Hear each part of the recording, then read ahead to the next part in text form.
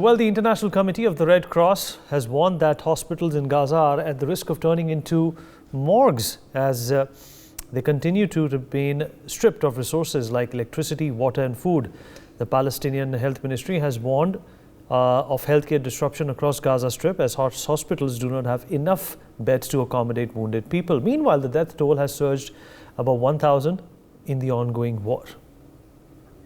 Mr. Sanjeev Srivastava still with us. Mr. Srivastava, it's a very small strip, very limited area in which around 25 million Palestinians live in the Gaza Strip. They have nowhere to go. On one side, they have the ocean, the Mediterranean, and on the other side, they have Egypt, which is not allowing them to cross the border. And on top of that, the electricity and the water has also been cut off. What kind of humanitarian crisis is Palestine staring at? Well, I think it's a very grim and very painful situation. Collateral damage is obviously being done. There's no denial of the fact that with this scale of operation, collateral damages will be there. Civilian casualties are happening. We are continuously getting reports. But at the same time, the kind of challenge, the kind of attack Hamas has carried out against Israel, I think it is imperative for Israel to take steadfast measures to defeat and eliminate this evil entity called Hamas from the face of the earth, as they have been saying. So I think this kind of operation against terrorism is a mandatory thing to do. I think with this, after this kind of attack, I think Israeli establishment cannot work and cannot live with Hamas anymore. I think that is the thing which is quite clear. Hamas has been ruling Gaza Strip. Though let me say here about Hamas, Vineet, that Hamas has had a fight, a very severe fight with Fatah, the other party which rules West Bank.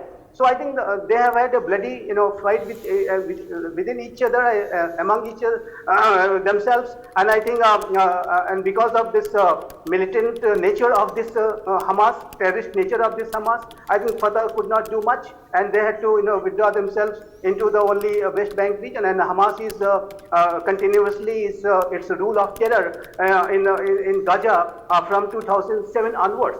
But still, despite imposing a blockade around Gaza after Hamas took over in 2007, Israel has been dealing with Hamas in some way or the other by giving them some access, giving them some routes to work and people of Gaza to work inside Israel, etc., etc. But I think that is not possible anymore. I think this Israeli establishment cannot work anymore with this entity called Hamas, and they must be eliminated, and that's what the Israelis are saying. And I think they are not only saying, but they are very much committed to do so, and they have every right to go for such operation, because Vineet, I think if you look at the kind of brutality they have shown, they have not spared even children.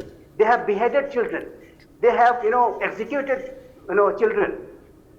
No words are enough to condemn such acts. I mean, this kind of acts are beyond words are not enough to condemn this kind of act.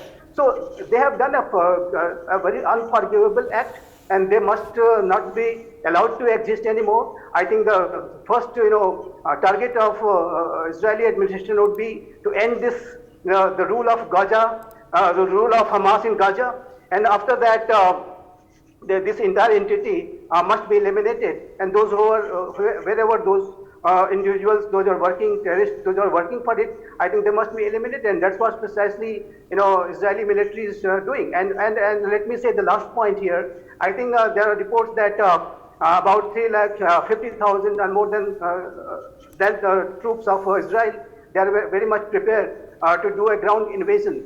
And I think that to end this rule of Hamas and to eliminate Hamas, there is a very strong possibility that there will be a ground invasion in later phases once this hostage crisis is stabilized and hostages are released. All right. For more such videos, subscribe to the NewsX YouTube channel, hit the bell icon.